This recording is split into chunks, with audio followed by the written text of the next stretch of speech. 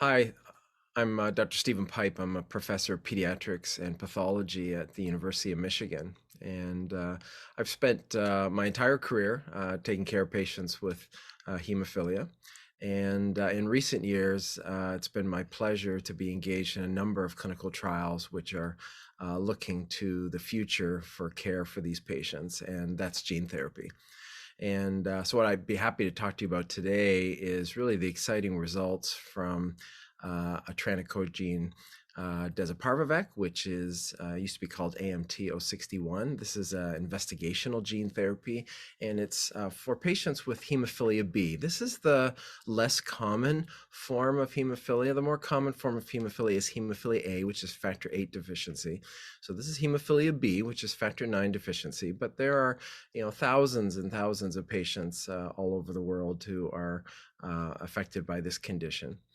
What EtranaDez is aiming to do is to relieve patients from the burden of the therapy that we've been applying in this disease category for several decades, and that is prophylactic replacement therapy. We've been able to take initially plasma-derived factor IX products and then recombinant factor IX products, and then we had development of these bioengineered longer-acting factor IX products, all sort of incremental improvements in the ability to replace the missing clotting factor in their blood. But the burden of this therapy is still pretty high. All these therapies have to be given intravenously. Even with the longer acting factor IXs, patients are really, chained down to a prophylactic regimen that looks like an IV infusion about once a week, which they do at home. But this is lifelong. And the goal of that prophylactic therapy is, of course, to prevent bleeding events. The hallmark of bleeding in hemophilia particularly is bleeding into joints, and repeated bleeding into those joints leads to severe, initially synovitis and then hemophilic arthropathy, which can be devastating for a patient in their older years. So, we've done very well with prophylactic therapy for a number of years, despite both the cost burden and the burden of the administration for the patients. But what gene therapy hopes to achieve here is, instead of replacing the protein, we're going to replace the gene, the defective gene that's in their liver that's making it so that they can't make their own factor IX into their plasma. So the trick with gene therapy then is we've had these recombinant genes for factor IX. That's how we've made recombinant factor IX for a long time. But how do we get the gene into the liver? And so the breakthrough really came about 20 years ago, when we identified these non-pathogenic viruses that could be turned into vectors called adeno-associated virus vectors. And these don't cause any disease pathology in humans, but they target to the liver. And we can take out the viral genes and design these vectors so they only contain a payload that contains the factor IX product itself. The AAV vectors can target to the liver. The payload inside the vector is the factor IX gene, and it gets taken up by the liver cells.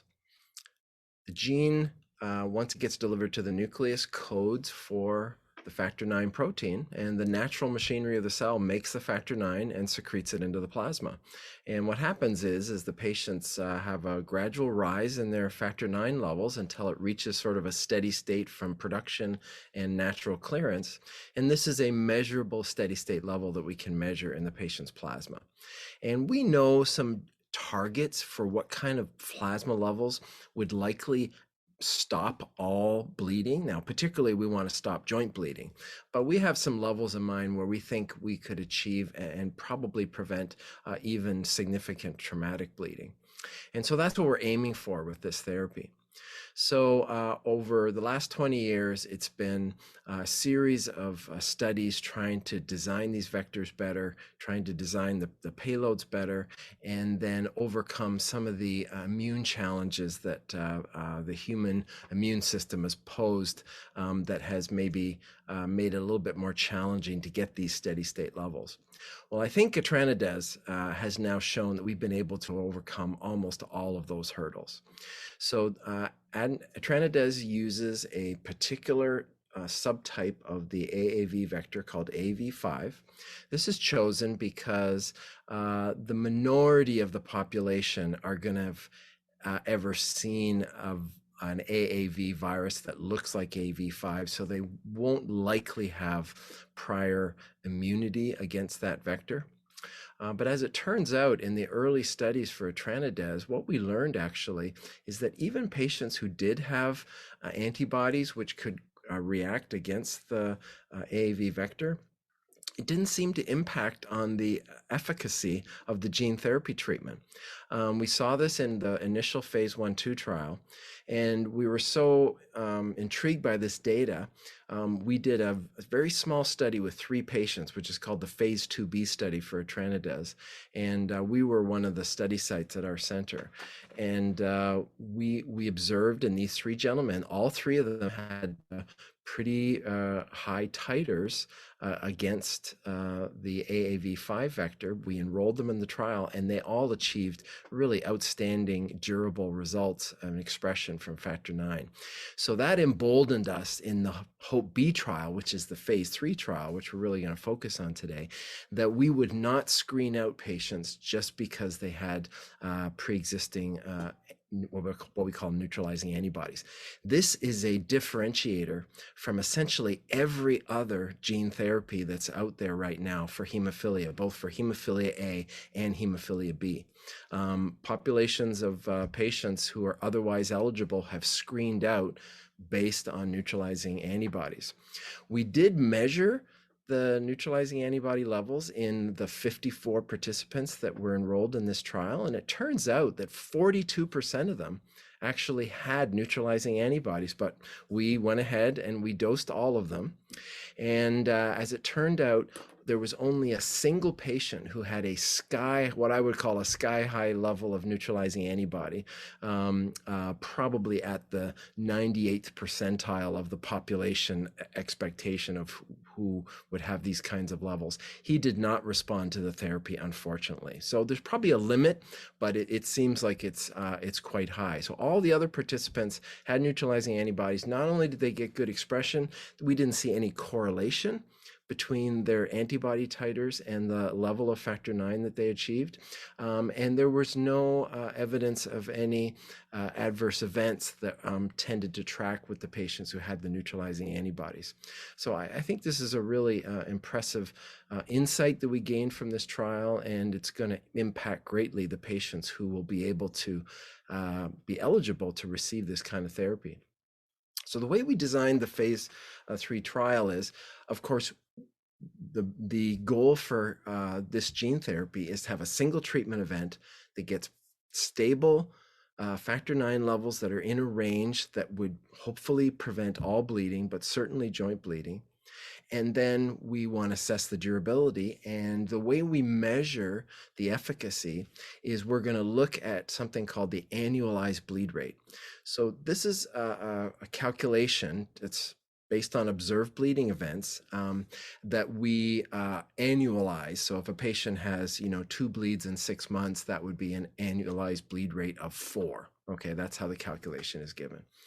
So we're bringing this therapy to a standard of care of prophylactic factor 9 therapeutics that we have available, as I said at the beginning. So we needed to be able to compare before and after gene therapy. So all the patients participated in at least a 6-month lead-in phase where they were maintained and observed on their standard of care factor 9 prophylaxis, and we collected the amount of factor they used, how many infusions they gave themselves over that period, and then what their annualized bleed rate was. Then they all got this single infusion of EtranaDez, goes in over 1 to 3 hours. It's an outpatient procedure, pretty inconsequential for the majority of patients. And then we observed them. They had a little bit of overlap of their factor prophylaxis around the time of the administration, and then we just waited for their factor levels to come up. And the top line number is after following these patients now for 18 months, the factor expression was really quite remarkable. So the just going to give you the exact number here. So the mean factor IX activity was 39% that was measured at month 6. That's when most patients had sort of stabilized after the treatment. And then we followed them now out for 18 months. And at 18 months, the factor IX expression was still almost 38%. So really very stable compared between those two endpoints. Now, to give some benchmarking for that, patients with severe hemophilia B have less than 1% factor IX activity. We enrolled patients in this trial up to a limit of 2%. So they were severe and what we would call moderate severe. What sort of levels are needed to prevent joint bleeding? Most people would say that if you can maintain a levels that are above 10 to 15%, you're unlikely to be at risk for joint bleeding. And if you get up to levels that are what we consider the non-hemophilic range, is basically above 40%, then we expect you to have the normal, if you like, clotting system of a person who does not have hemophilia. So the mean levels here are really just abutting on that non-hemophilic range. And so, as you can imagine, we should be seeing very good protection from bleeding from this kind of outcome. So the primary outcome for this study was to look at the 52-week annualized bleed rate from the point where they achieved stable expression after gene therapy, which was at the 6-month point, and then 52 weeks later all the way to the 18-month point. And that's where the results really are really outstanding. Now remember, we're comparing against standard of care as of 2021, 2022, factor IX prophylaxis. So the annualized bleed rate for the population of patients who participated while they were on factor IX prophylaxis was an annualized bleed rate of just over 4 bleeds per year. And if we compare that to after gene therapy for that 6-month through 18-month time period, the annualized bleed rate was actually better controlled post-gene therapy. It was 1.5. Now, we went one extra step because we know that patients in this age group, this was age 18 and up into late adulthood, we know that after you've had multiple bleeds over many, many years and decades in your joint, sometimes it can be difficult to distinguish real bleeding into the joint from like arthritic pain. And so we had the option for the individual investigators to adjudicate the bleeding events that the patients were reporting. So if they did report a bleed, there would be a conversation or perhaps even a physical exam, or if needed, the investigators could even do some imaging studies to verify if there was actual bleeding. And if we look at the investigator adjudicated factor IX treated bleeds, actually the number goes down to 0.83 annualized bleed rate post gene therapy, and compared to the lead-in phase, which was 3.65. So this is actually the first treatment intervention that shows superiority to standard of care prophylaxis. I think this is a monumental achievement. And since the patients essentially didn't need prophylaxis, except for that one individual who didn't respond at all to the therapy, everyone else was able to come off their prophylactic therapy and just rely on the expression from the gene therapy. So 52 of the 53, or 98% of them, have remained off of prophylaxis. And if we look at the amount of factor that group has used as a group, there's been a 97% reduction in the amount of factor IX that's been needed post-gene therapy compared to the lead-in phase. So I'm really excited about these results. The next important question that usually is asked about this therapy, okay, well, what risks do you have to embrace to get this kind of an excellent outcome, this kind of efficacy? Well, I mentioned first risk is that you might not be eligible, but we've overcome that because we choose patients who have uh, healthy livers. Now, granted, this population of patients had been scarred by transfusion transmitted infections back in the early 80s, hepatitis C, HIV. So we had to make sure that their livers were healthy coming into this trial, and we had to ensure that their HIV was controlled if they had HIV, and they had to have gone through hepatitis C eradication therapy. But if they fulfilled those requirements, the nice thing was we didn't screen them out based on neutralizing antibodies, so that allowed 43% more patients to participate in the trial. And then what we watch for after dosing, after you get through sort of mild infusion-related reactions associated with the delivery of the EtranaDez, what we actually watch for is evidence of what we think is an immune response to the vector getting into the liver cells. And the way that this has been manifest in previous trials is a modest bump in the liver enzymes that you can measure with standard chemistries. And particularly, we're looking at a liver-related enzyme called the ALT. When we saw that, we had a preordained protocol. So we would initiate patients on a short course of oral corticosteroids, so basically prednisolone. And the idea there was to suppress the immune response, get the liver enzymes back to the normal range, and protect those liver cells so that they wouldn't lose expression of the transgene. And that actually turned out to be fairly successful. It was only a small number of patients who actually triggered the steroid protocol. All of the patients came off the steroids before the 6-month sort of window that we were going to evaluate for the primary endpoint, and none of them have had any resurgence of their liver enzyme elevations over the rest of the follow-up period.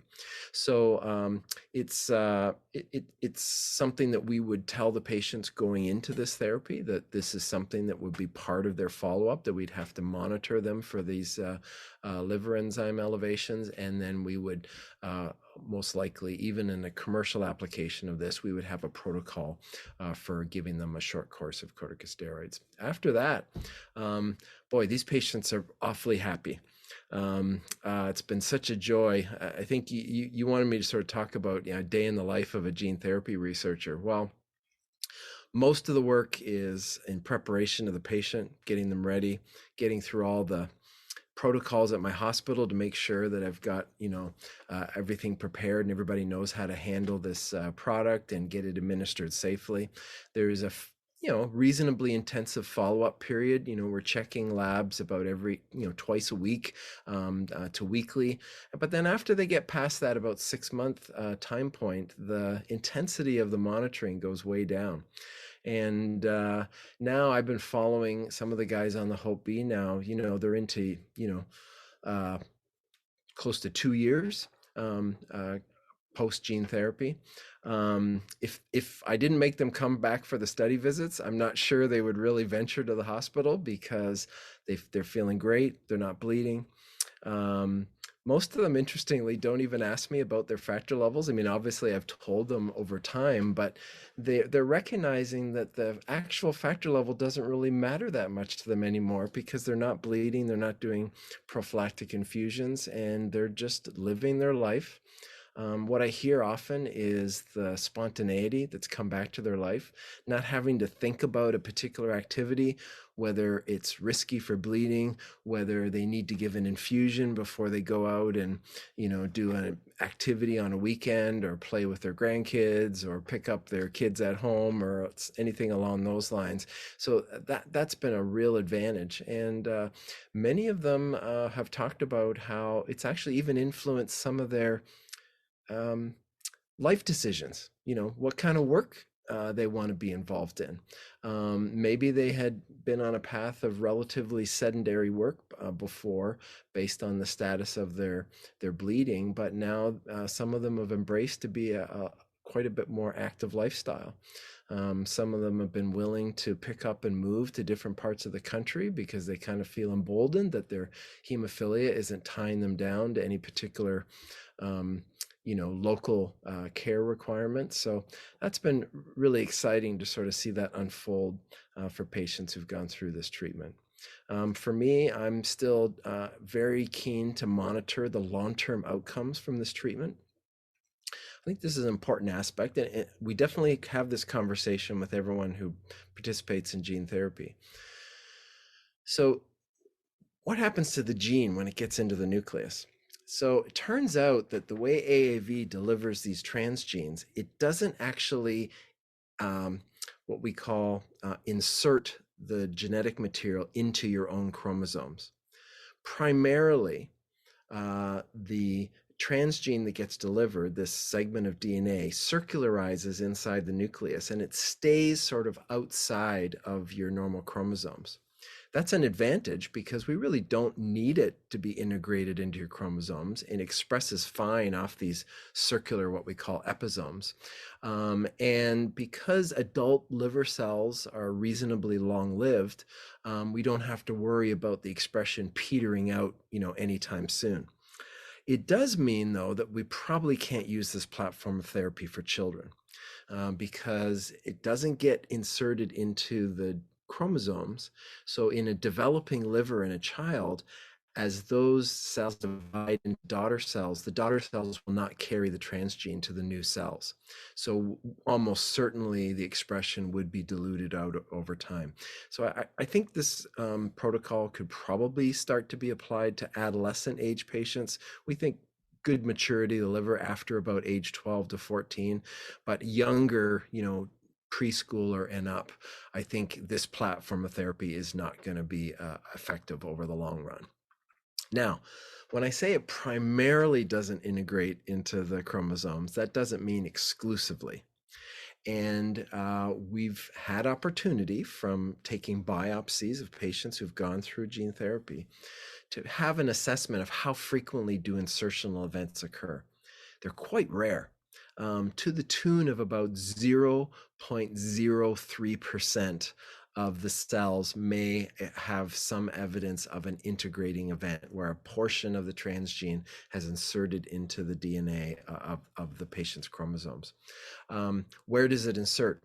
It's not entirely random, but it doesn't, it tends to insert into active parts of your genome. So it's not going to insert into an area that's supposed to be silent from your genes.